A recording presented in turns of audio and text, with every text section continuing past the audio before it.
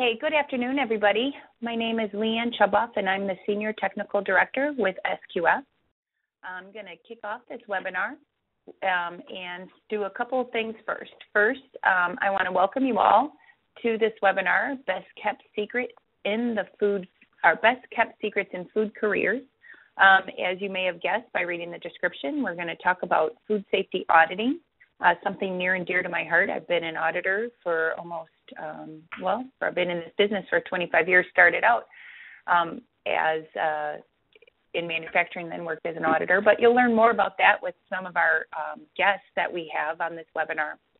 I also want to share with you that once you're completed with this webinar, what our goal is for you to understand that food safety auditing is a career and the need for qualified food safety auditors and what you can do in order to gain that experience. And then what is that educational and that career path that you will need to have in order to become a food safety auditor and understand the benefits of this exciting career, the pros and the cons, and that's what our speakers will share with you today. And then at the end, what we'll have is a resource page for everybody to go to so that they can get more information on becoming a food safety auditor, as well as information on the scholarships that are being offered in this career path. So we're excited to share with you all the information and excited to share the guest speakers that we have today. But before we begin, I do want to do a couple housekeeping items. First off, all your phones are muted so that we don't have a lot of feedback coming in and distortion, so everybody can hear what our presenters are saying. And then that doesn't mean you can't chat in your questions. So if you look at the right-hand navigational panel, you'll see a Q&A box. Feel free to chat your question in the Q&A box, and we'll get to your questions at the end of the webinar. We allotted plenty of time to answer those types of questions. So feel free to chat them in the Q&A box, and we will get to them. So before we start with our presentations, we do want to share with you a video that our training partner, Alchemy, designed that gives you a little quick peek as to what auditing is all about. We as global consumers expect safe, high-quality food at any time of the year, wherever we live. So those fresh fruits and vegetables at your local grocery store year-round, they may have come from different states, or even from different countries. The global supply chain is a highly efficient system that produces and moves food around the world. So how do we know that suppliers are protecting the safety of the food you and your family eat? It takes a group of professionals to observe and document that food safety best practices are being followed. These auditors represent a growing career opportunity in the food industry, and that's exactly the focus of our discussion today. It's a career rewarded with competitive salaries, opportunities for travel, and satisfying work impacting the safety of the food you and your family eat. Just like other manufacturing industries from aerospace to automotive to telecommunications, the food industry has uniform standards to not only facilitate the production and distribution of food, but also provide consistent uniform application of quality and safety standards. Food auditing requires individuals with a desire to make this happen. Food auditors are communicators, making formal presentations and writing reports. They're researchers and investigators, collecting evidence through interviews and observations. And most importantly, food auditors are professionals, committed to the highest standards of integrity and ethical values.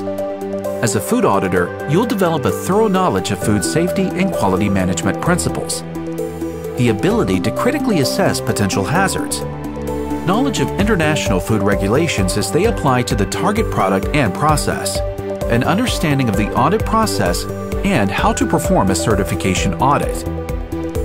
If you're interested in exploring the possibilities of this exciting career, listen on as we explore this growing field.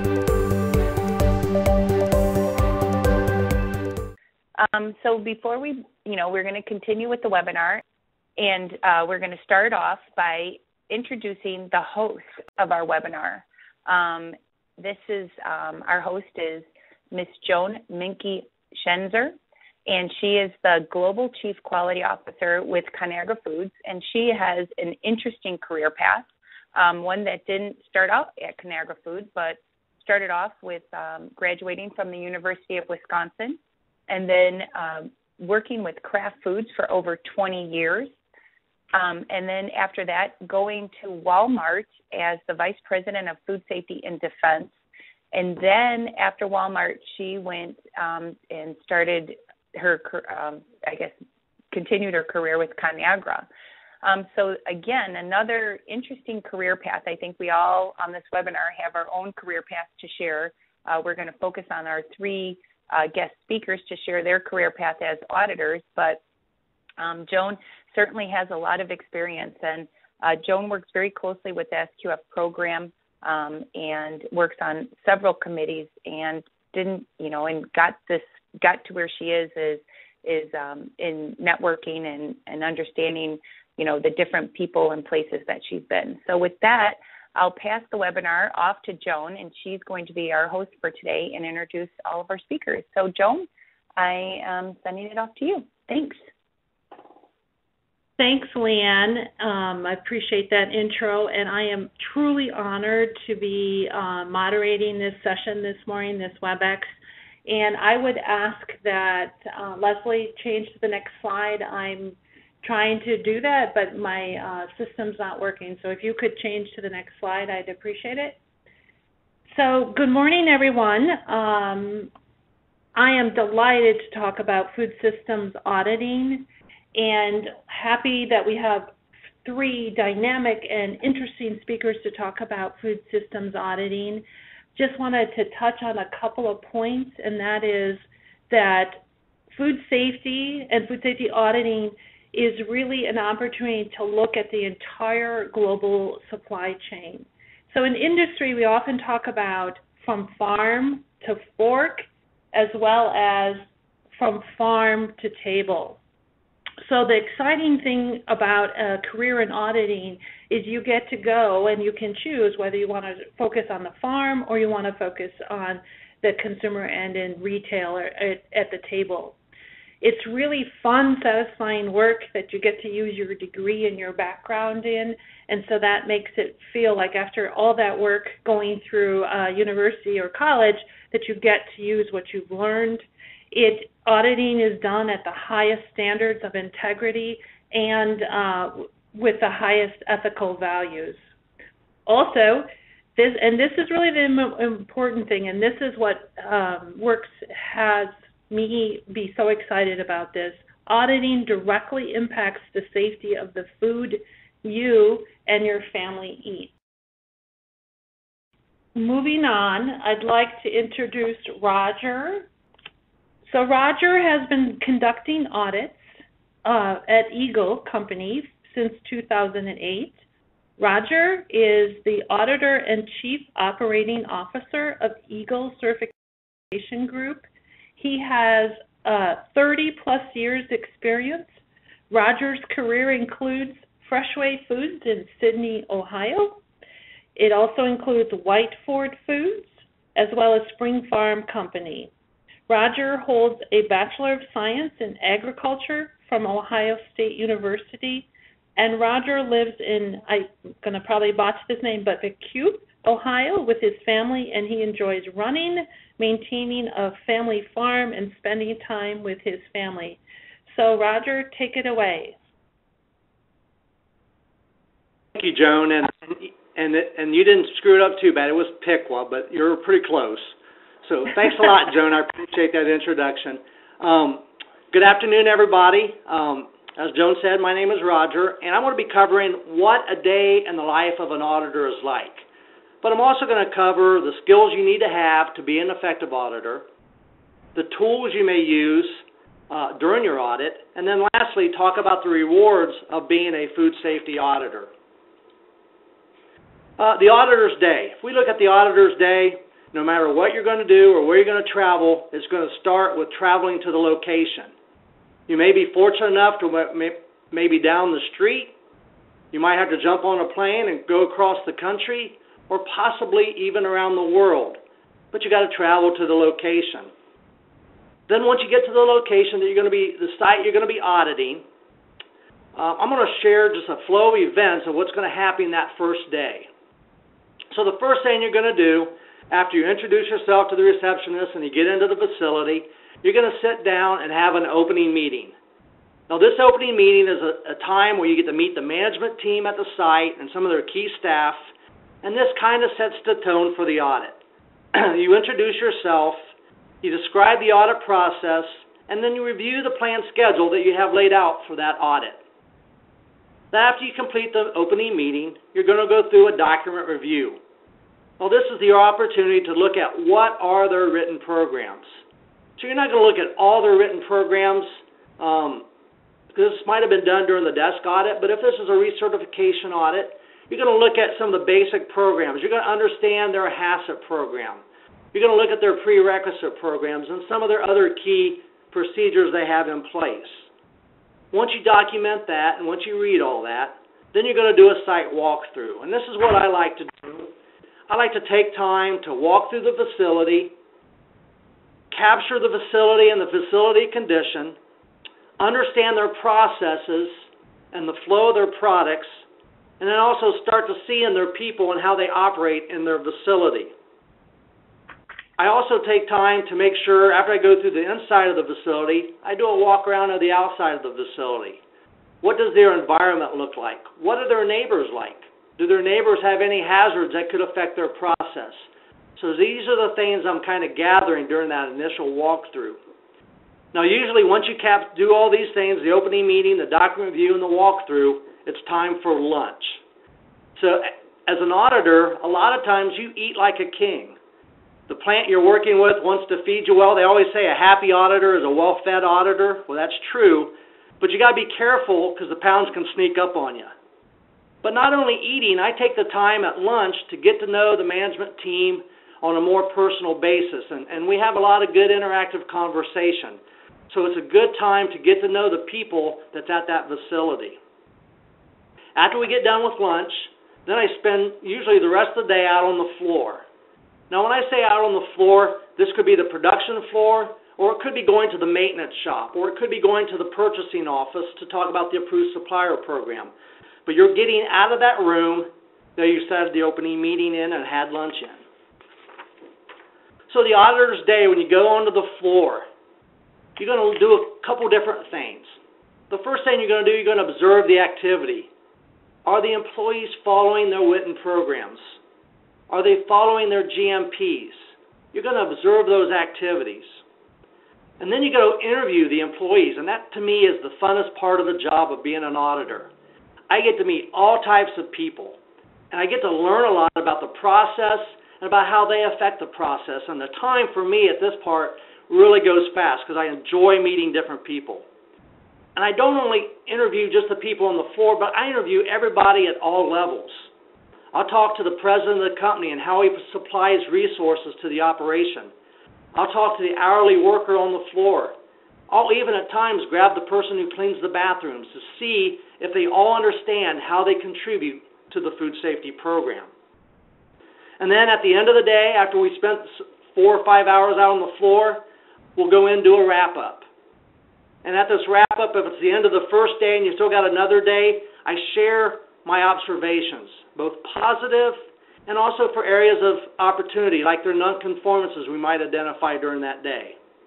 I'm sharing this with their management team and their key personnel. And then if I'm coming back tomorrow and this isn't a closing meeting, then I'm going to plan my next day, what time I'm going to get there. Is my schedule still relevant? Do I have to make adjustments? So we plan the next day. Then once I leave the site, I go back to my hotel. I review my notes. I look to see if there's anything outstanding that I got to make sure I got to follow up on the next day. And then I start writing the report. I'll type in at least, at the bare minimum, my nonconformances or my opportunities that I've identified for that day. But every time I do an audit, I give myself at least an hour to relax and decompress.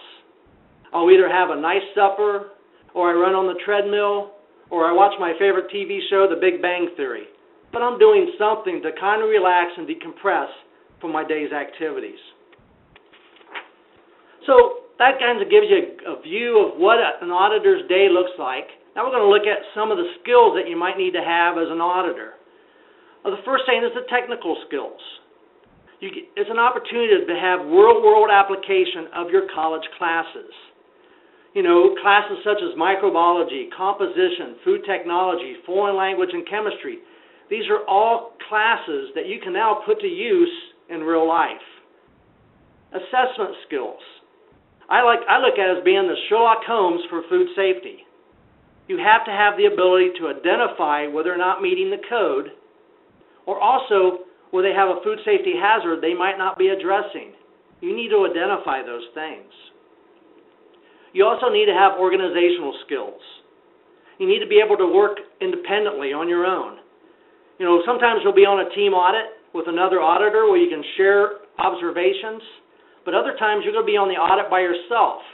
But if you have questions, you can call into the certification body that you're working for and have them help you answer it. But for the most part, you're working independently. You have to be a good time manager for both the audit and the report writing. To do an SQF audit, you have to cover a lot of ground during that audit, so you have to do a good job of time management. And then lastly, courage of conscience. And what I mean by this, if you find something that's wrong and the site management challenge you on your finding, and if you classify as a nonconformance, they challenge you, if you feel strongly about it, then you need to stand by your guns and say, yes, this is still a nonconformance, and have that courage of conscience. Or if they point out and share with you and you say, well, yeah, I understand that what you're saying, and they kind of convinced you that really isn't a problem, then you need to be willing to change and not be stubborn and change the way you feel about that finding. But you need to have that courage of conscience. You also have to have good communication skills. You have to have good written and verbal communication skills. You got to communicate to all levels. As we mentioned, I'll talk to the president of the company, also to the people on the floor. So all different levels of people at the facility. And you also have to have some good public speaking skills. A lot of times during the opening meeting, if I go to a large facility, I'll have anywhere from 20 to 30, and I've had a meeting sometimes where I've had 55 people in a room during my opening and closing meetings. So you have to have the ability to have some public speaking. You need to be professional, have integrity, be ethical, be respectful of others. You're going to encounter a lot of different cultures, and you need to be respectful of these cultures that you meet on these audits. But you also have to be respectful of anybody you deal with. Introduce yourself and thank someone after you had an interview with them. Show them respect. And then you also need to have the desire and the need to constantly learn and adapt. You know, every organization that I've ever audited, I learned something from. There's different ways to approach the different elements of the standards. There's different ways to have a good document control program. I'm always learning from the people I audit. I also learn from the certification body I work with. They share updates on emerging trends, on maybe other issues that other auditors are having. I'm constantly learning and gathering that information. And then professional continuous improvement through either attending conferences, free webinars on the internet, or reading trade magazine articles. These are all good ways to continually improve and strengthen your knowledge. So tools of the trade. What type of technology can we use? And I laugh at this one because I am not the most technical person, but there's a lot of tools that you can use being an auditor. If you travel, you can use your smartphone to download your boarding pass. You can use your phone as a GPS. A GPS is probably the most important tool that you're going to need because it helps you get from point A to point B, and it takes a lot of stress of travel off your shoulders. And for conducting an audit, tablets and other mechanical devices where you might be able to write notes and help you capture the things that you're seeing during the audit are very useful. Documents that you need to have with you and need to have access to would be the SQF code. I've done over 300 audits, but I still have to reference that code to make sure I'm looking at that code properly. So have it available. Regulatory requirements. What are the regulatory requirements for that facility you're auditing? And then the certification body you're working for. They have different procedures in place on how to conduct the audit. You need to have those available and understand those. And then lastly, tools of trade. loyalty cards. You know, cards to your favorite hotel or to your favorite rental car. It makes it easier on your life as you travel, whether it's going to the front of the line at a rental car booth and passing all these people so you don't have to wait in line. That's a big advantage. Or checking in at the hotel and they say, welcome, Roger, you're a gold member. You're going to get put in a room that has a hot tub. These are all little perks that you can enjoy being an auditor. And then the rewards for travel. Because you have these loyalty cards, my wife and I are taking a small weekend trip this weekend, and we're staying in a hotel for 3 nights. I don't have to pay for any of those nights. So those loyalty cards are very valuable. Lastly, what are the rewards for being a food safety auditor? Well, one is the starting salary. It is very equal with other technical food safety professionals. And it also has a potential for more rapid increase. With gained experience, you may exceed a gross of $100,000 a year in 5 years. That's not a bad salary. And as Joan mentioned at the very end of her presentation, you can make a major impact on the food safety of our food supply. And that's a good feeling after you do a food safety audit. Thank you. Roger, thank you so much. Really appreciate you providing an overview on what's it like to be an auditor, a day in the life of the auditor, and the perks and the challenges and the skills that you develop.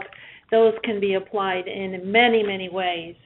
So now I'd like to move to our next speaker, Kim Onette, who is going to speak to why I like to be an auditor. Kim Onette is the Director of Audit Operations for Silicur. She has over 20 years experience as a food safety and quality professional. She's been with Silicur for 10 years, and prior to joining Silicur, she was a quality assurance manager in industry, as well as she worked in the Florida Department of Agriculture.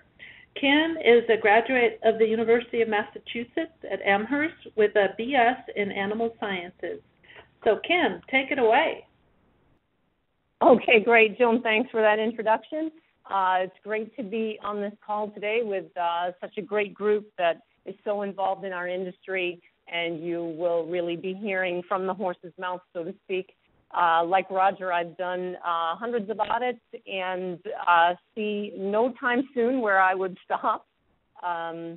And also lead our auditors from a technical perspective, and just am so encouraged every day with all that we learn and all that I learn from other auditors. So when I was approached about this presentation, I was very excited about presenting why I like being an auditor, and I thought, let's just, as preparation, why don't I just go to the auditors and ask them? So you're going to see some quotes in these next couple of slides. All of the auditors that work for us that responded were very excited about responding, and I think you'll see why. So moving to the next slide. So what do current auditors say? So this is what they came back with when I polled them all, and I think you will see a continuous running theme through these quotes and things that I talk about that show that this is such a rewarding career. So they said, I like to see a plant's continual improvement as a result of the audit. I get to meet different people every day and look at their different processes of production and assess their level of food safety compliance. I like the fact that it's different every day, and I learn something new all the time. Mostly, I like the feeling I get when I know I have contributed to the safety of the food supply and helped the site move to the next level of compliance. And the next quote is an interesting one because it speaks kind of to our growth as people as we grow and change and mature in our career.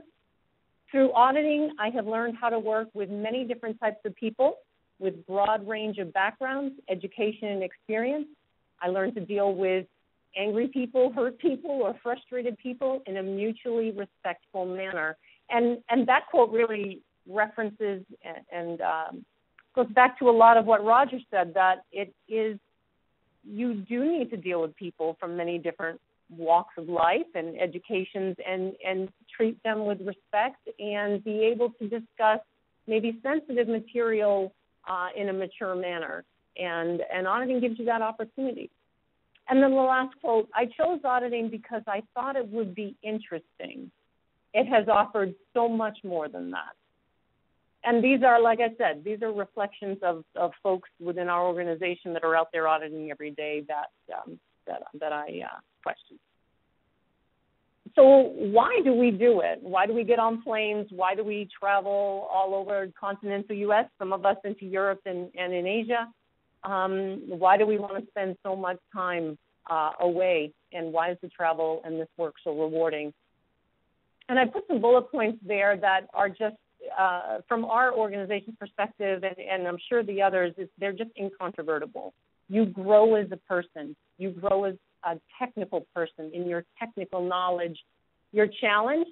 Sometimes it's challenged with travel, but you're challenged in the plant to use those analytical thought processes and use that technical skill that Roger referenced to put the pieces of the puzzle together. The travel is fantastic.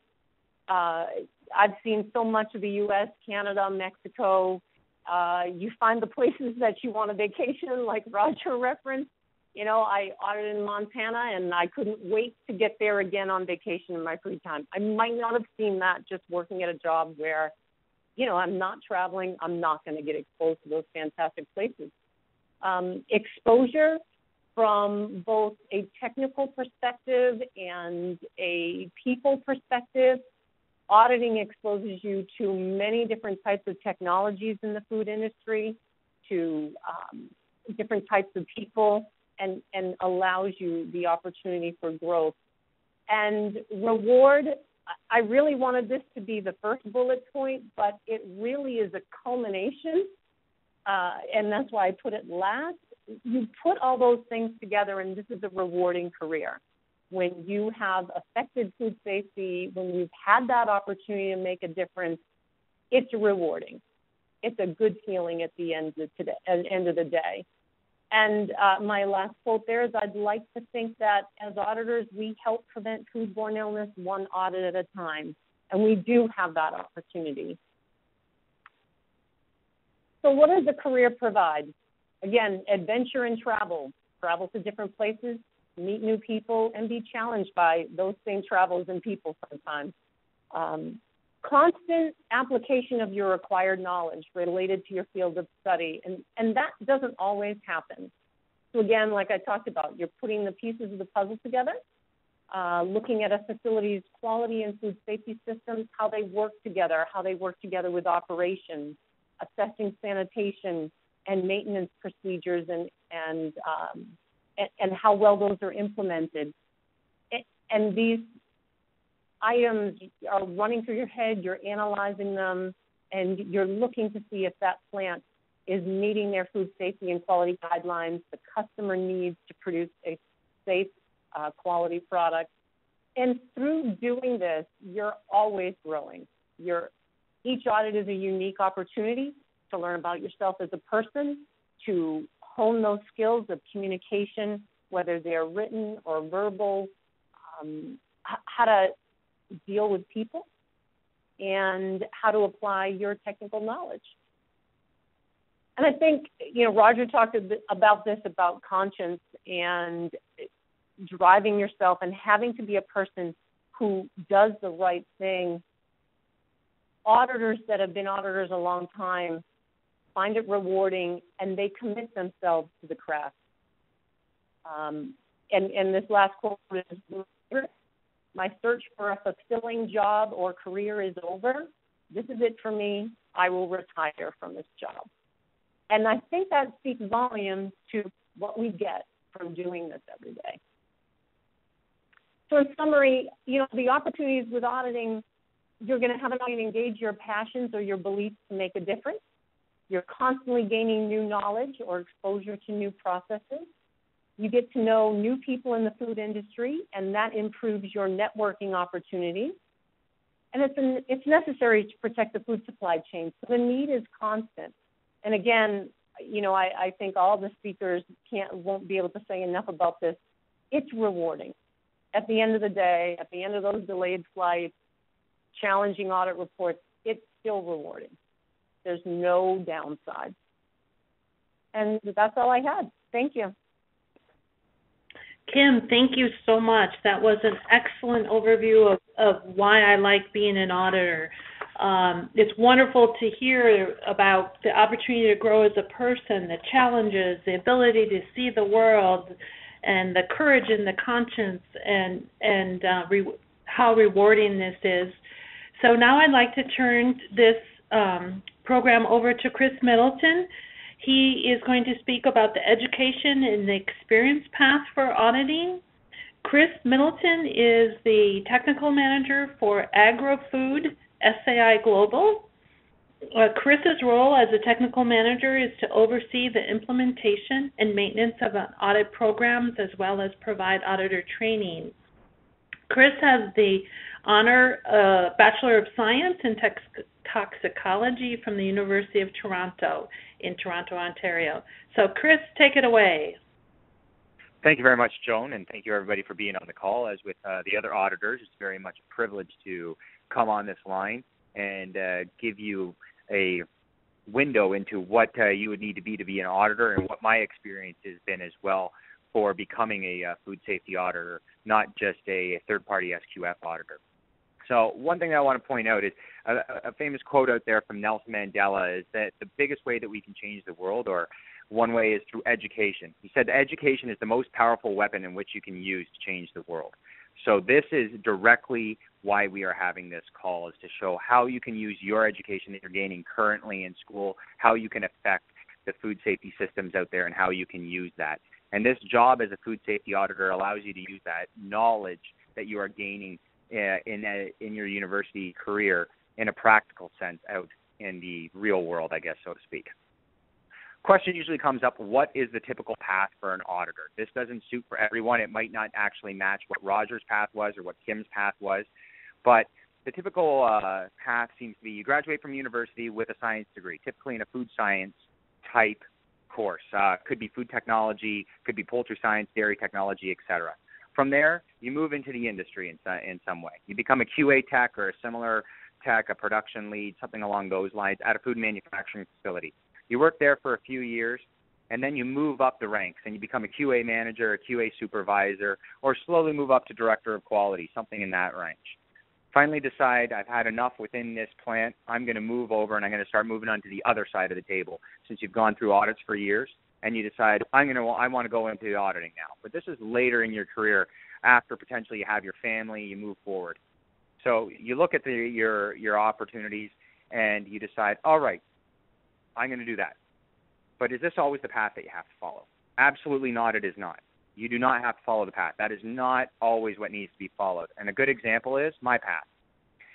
As Joan alluded to, I graduated from the University of Toronto with an honors Bachelor of Science in Toxicology, where we talked somewhat about food toxicology as well. From there, I moved directly into auditing.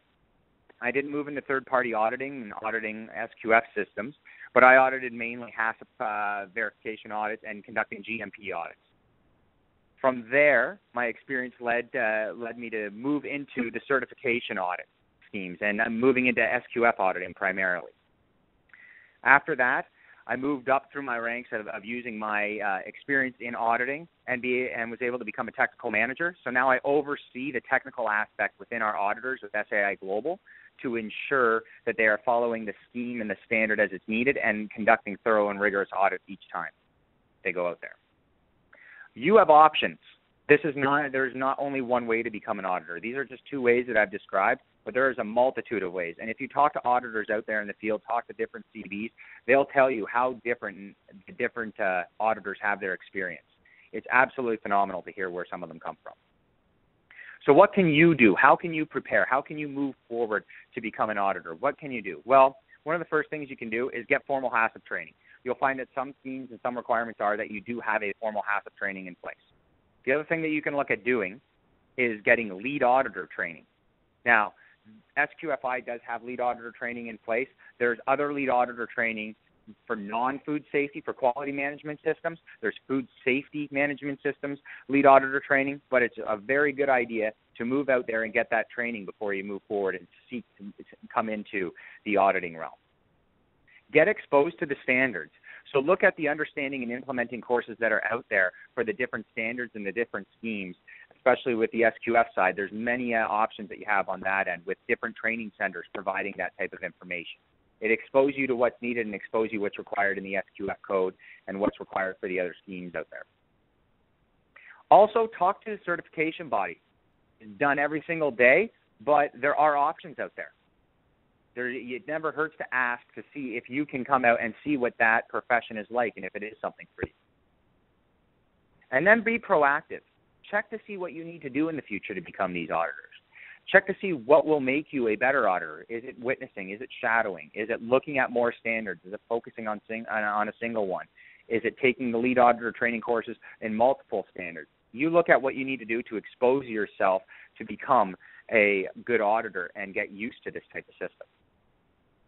Now, why do you want to be an auditor? And as Kim Rogers said, it is extremely rewarding. They pointed out the tangible rewards that you have, like your travel points, your frequent flyer miles, your hotel stay points. Maybe if you're using your own credit card, you got credit card points you can have on there. The biggest one I would say is you have a sense of accomplishment at the end of the day. You're making a change. You're coming through and you are pointing out issues and gaps that could be potentially cause risk to our food chain supply. So you're out there and you are having this sense of accomplishment that you're providing that change. You're using that education that you gained to better improve our food safety systems out there. That also leads to a direct impact on the food safety system. Since you are pointing out those gaps, facilities will be required to change those as part of the certification audit systems. And then, as I said just earlier, you have this degree that you're helping to change the world. You are changing the way that the landscape is. You're helping drive it forward, and you'll see you're continuously improving companies and helping them move forward. And that's fantastic. It's such a great feeling at the end of the day. And also, as Roger kind of alluded to, the pay isn't too bad either when you're becoming an auditor, as you've noticed. So that's me from here. I'll hand it back off. Okay, thanks, Chris. That was awesome. You pretty much described my career path in your first slide. I guess I was that traditional career path where I graduated in food science from Iowa State. And then I went and was a food microbiologist, and then I did a QA in manufacturing facilities, and then I went and worked for food service companies and did QA, vendor QA, which included vendor auditing. So I went down that way, worked for food service, and you could go food service or retail companies and checking vendors through vendor QA, and then moving in certification bodies or whatnot. But there's lots of different pathways to go down for auditing. But in the end, it ends up to be that career choice that gives you challenges, that, gives you those benefits like traveling, and then really speaks to the conscious doing the right thing. So a couple questions did come in. First off, travel was mentioned a lot, and I guess they really want to know just how much travel does a typical auditor do, let's say, in a year? Is there like a busy season where auditors travel or conduct audits more, or, what does that depend on? So I'll ask that first to Roger, and then Kim, if you have something to add, and then Chris. So Roger, do you have an answer to that? How much travel does an auditor typically do? Well, I think a lot of it depends where you're located in the United States. Probably my last couple of years, I was able to drive to probably half my audits because they're within maybe a 3 or 4 hour drive, because I live in central Ohio, which has got a lot of different manufacturing facilities for food. And then the other half of the year, I probably had to jump on a plane and fly to California or Florida. So I'm traveling every week, but some weeks are jumping in the car and just going a couple hours down the road, where half the year might be jumping in a plane and going 3 hours to Chicago or someplace else. Yes, I would agree. It's every week. Probably you'd average between vacations and time off. You're going to average about 40, 48 weeks a year, roughly. It's a busy business. Mhm. Chris, anything to add, or pretty much the same? Yeah, just as Roger and Kim kind of pointed out, it all depends on where you're located in the U.S. Obviously, there are manufacturing hotspots throughout the country. So if you're living in kind of a remote area of the U.S., you may not be able to drive like Roger's able to drive for 50% of his audits. And it also depends on what kind of food sector categories you're falling into when it comes to your busy season and your low season. When you look at if you're focusing on produce and you're focusing on harvesting and things along those lines, that's more seasonal than, say, people that make ketchup, because it continuously making ketchup all year long. So it all depends on where you kind of fall into the food sector categories. So. Great. Perfect. Thanks. So then a follow-up question came in, and anybody that has additional questions, feel free to chat them in the Q&A box. We'll get to them. So a follow-up question came in is the length of an audit. So Roger, I'll leave this one to you. You spoke about driving a couple hours. Do you get to come back home then, or are you staying overnight, or what depends on the length of an audit? Well, the length of an audit, usually an audit it's based on a lot of different criteria, the number of people at the facility, the size of the facility, the complexity. But I would say the average audit length that I do is anywhere from 2 to 3 days. I've had a few that are 4 days for larger organizations. But those audits that I do that's locally, because what I like to do is on the second day, I go in for pre-op inspection if it's a meat facility or a produce facility, so I get up really early. So even if I'm only an hour or 2 hours away, it's my preference to just go stay locally, type my report up, and then get up real early in the morning from my hotel and go there, and then head home after I get the second day of that audit done. But I generally would say 2 to 3 days, and some of the larger facilities would be greater than 3 days. Oh, yeah, that's about right. It really depends on the size of the facility, the complexity of the operation, and how many people are actually there that you're interviewing with. So another question came in to the auditors. What is the most interesting thing you have found during an audit? So is there anything that you found that really was interesting? I guess they phrase it that way. What's the most interesting thing? So I'll start with Chris. Well, probably the most interesting thing I found was a facility that recently had a fire and did not cease production, just moved their production area to the basement, which allowed a storm that was happening outside to have rain drip through the charred remains of the roof and the ceiling, through the floor, and then onto the production tables where they were making sushi rolls. That was probably the most interesting thing I've seen. Right. It's a good thing you were there then. Yeah. Oh, boy.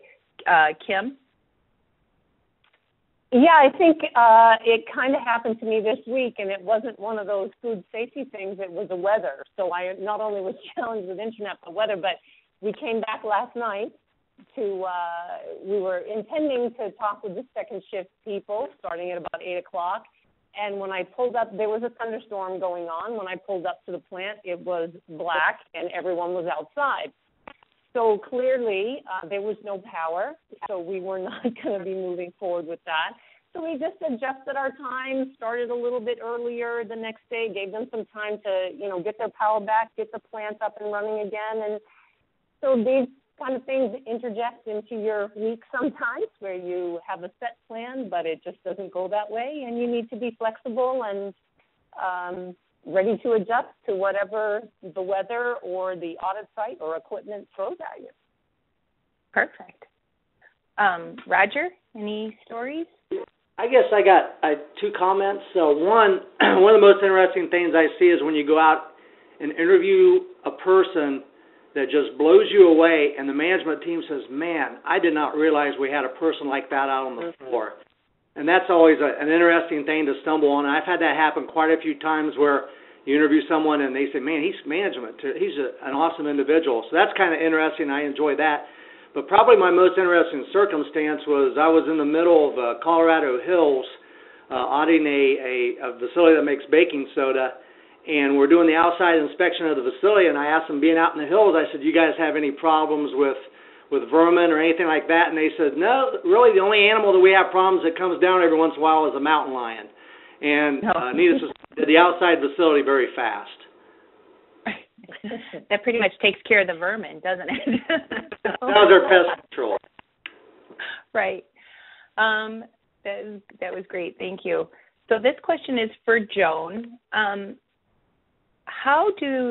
So when you at ConAgra receive these audit results, so how do you use the audit results? Do you use them? Do you make any changes within the ConAgra, or how do you use these audit results within the ConAgra organization?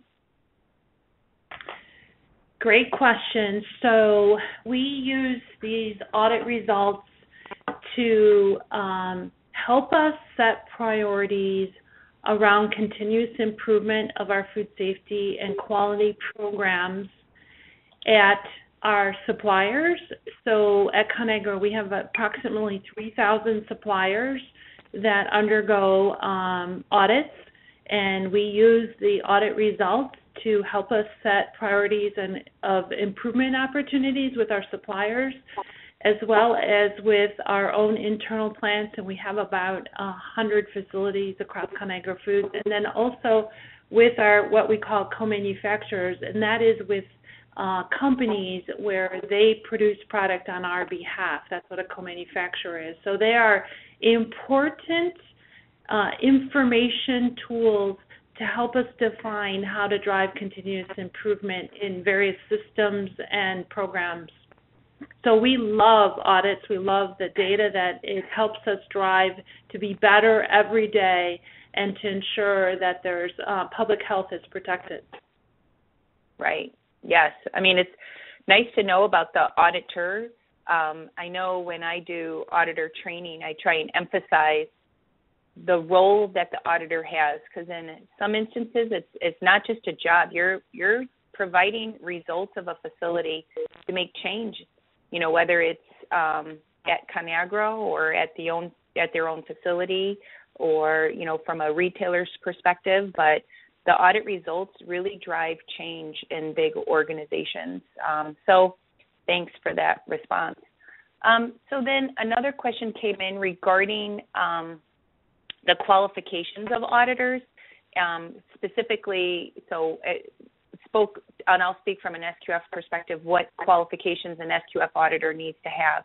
And that person, to conduct GFSI audits, needs to go through a lead auditor training, have a HACCP training course. They have to have a university degree, and they have to have audit experience and manufacturing experience. The question is, can the CQA substitute for the lead auditor class? And unfortunately, it's not a substitution. There's different requirements within each of those skills. CQA is great to have, because then I think it's giving you the right information that you need in order to be an auditor, but you still need to have that lead auditor class. So what classes, so Chris, you spoke to this, but what's the best way to prepare? What should the students focus on when they're going through their studies? What are some of those classes that they need to have in order to support the path of becoming an auditor?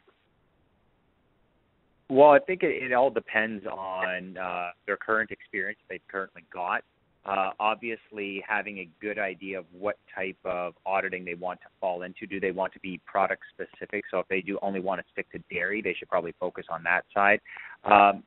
I've found in my experience, what I went through, a lot of my lead auditor training courses outside of my university career complemented the knowledge that I gained in university. So the courses that I took in school were not necessarily useful in determining how to audit. It was more the auditing courses that I took after and the experience I gained in my auditing that helped me out. I know it doesn't necessarily answer the question fully, but it's hard to really point you what courses in university you could take, since I never really took any that were directly affected for auditing, other than the knowledge that I gained on biology, chemistry, and et cetera in the food manufacturing type atmosphere.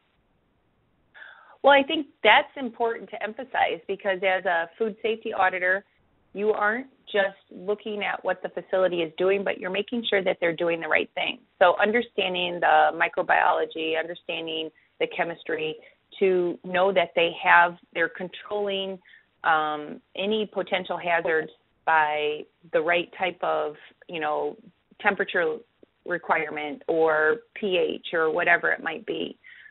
Kim, do you have anything to add regarding, like at Silica? Is there any particular requirements that you're looking for in a food safety auditor? I think you've covered that well. I would just add that certainly in school, microbiology courses, food science, understanding the chemistry of food, all those are going to be your building blocks to understanding someone's HACCP program when you're looking at it. And certainly, obviously, HACCP course in college is a fantastic thing and pretty common now in the food science degrees. But those are your building blocks. And then you start from there with your people skills and like Chris said, your lead auditor course, that's going to teach you how to ask open-ended questions. And then also being able to step back and analyze the information that you have and kind of take that 30,000-foot view of, okay, what does this all really mean? I've got, again, the pieces of the puzzle. I've got all this little information. So analytical type courses, things that hone that skill are also really great. And our requirements for GFSI auditors and second-party audits like HACCP audits and GMP type audits would be in line with what you spoke about, Leanne, of a science degree, experience in auditing. If you get that opportunity to be an assistant quality assurance manager at a plant, or even if you're working as a microbiologist in the plant, starting out, ask to join their internal audit team and start to learn your skill there. So that's a good point. Mm-hmm. So for auditors, do they have to live in the same area that they are working for in the same area that they're working for that particular certification body or auditing firm? So are there auditors that work remotely or work from home, or how does that work? I'll take that one. Right. Yes, you'd be home, okay. They're home-based. So not always. It's not one of those situations where you'll check in at the office, get on your flight, or drive 4 or 5 hours to an audit site most often, and the others on the call can join in. But most often you're not tied to an office, and the job is a little more fluid than that with the travel and flexible needs like that. So. Okay, good. To piggyback just quickly on what Kim said, it's always beneficial to live in one of the more major cities just because of travel. Yeah. With your traveling, you're going to find in all of the, conglomerates for airlines now that if you're not living in one of the hubs that are there, it makes your travel life that much more difficult because you're hitting connections all the time if you're flying. The only thing I'll point out. Not dissuading anybody that lives in Cleveland like I do, but it just kind of says that it's a lot better if you live in Chicago because it's easier on that side. Yep, that's true. Okay, so we have time for one more question.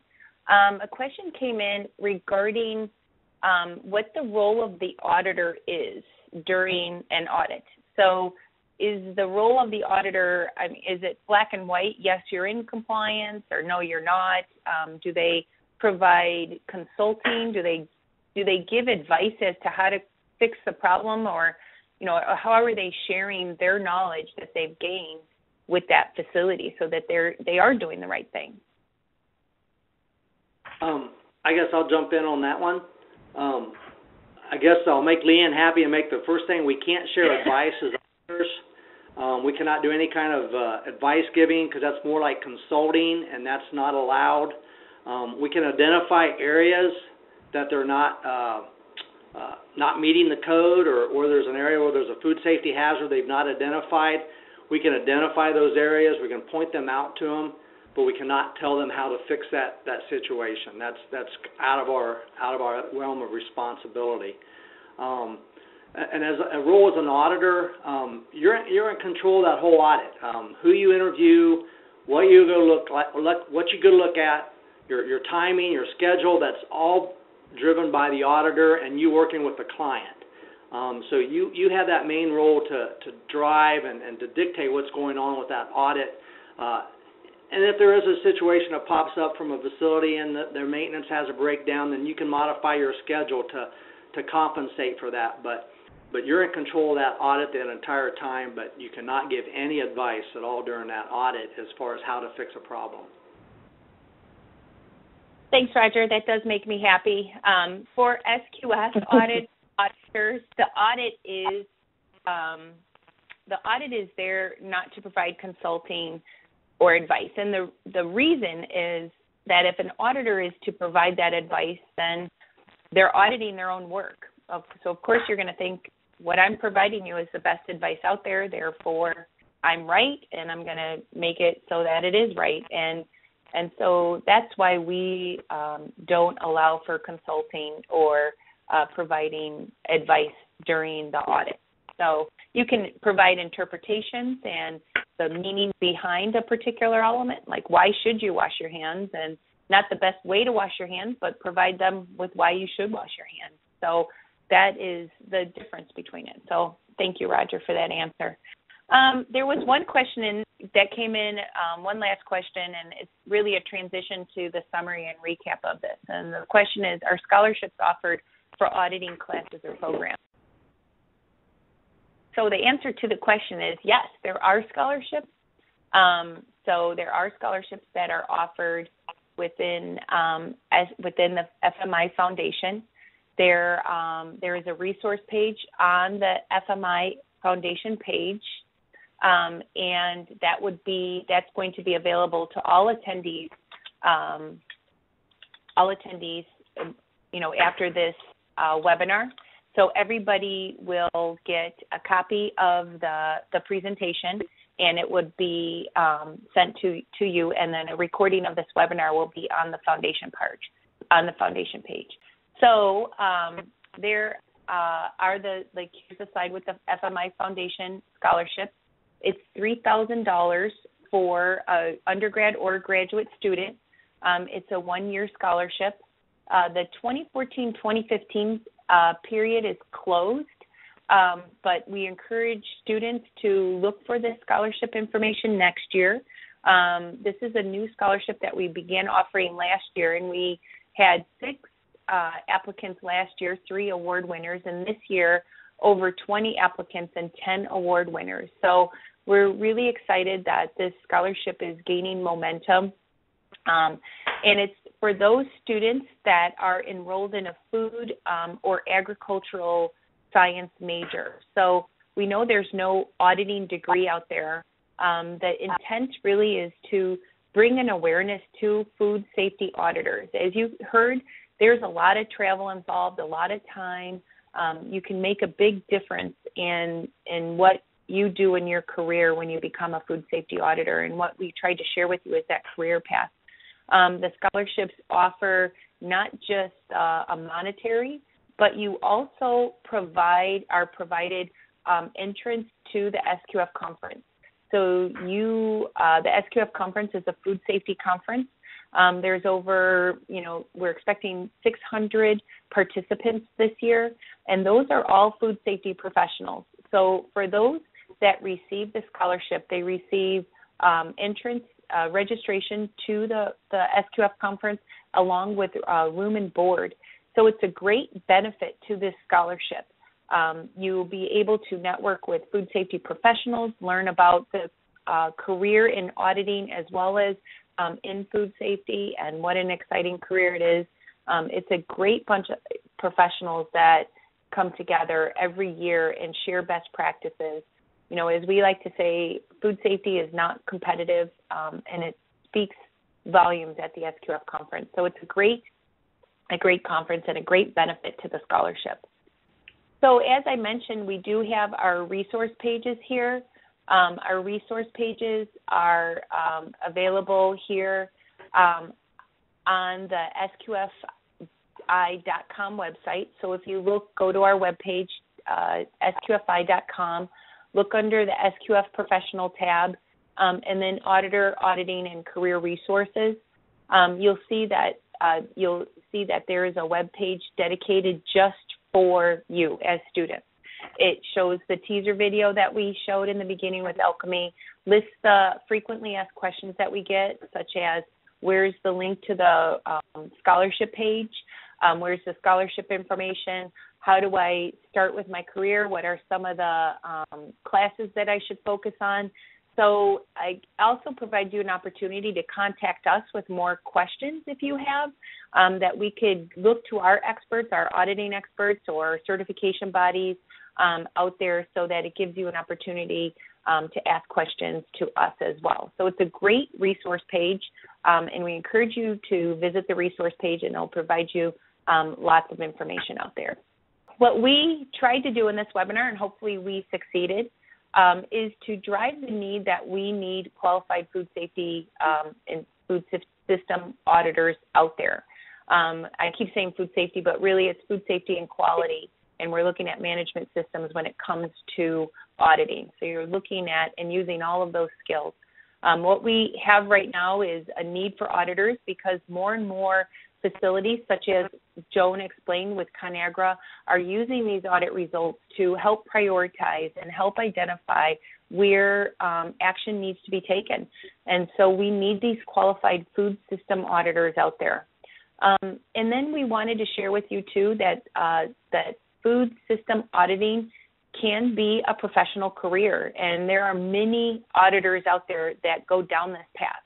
And they go down this path by applying all of their information, and then not just using this as a career, but really making a difference, and making a difference in food safety, making a difference in their career. And, as they always say, is it's not really work when you like what you do. So, and I think everybody on this webinar took the time out to really emphasize that, and that's why we're all here. We really want to make a difference. We also shared with you the educational and experience path for auditing, the traditional and non-traditional ways. So if you were looking at what do I do when I graduate, I know that's what I was thinking. What am I going to do with my degree?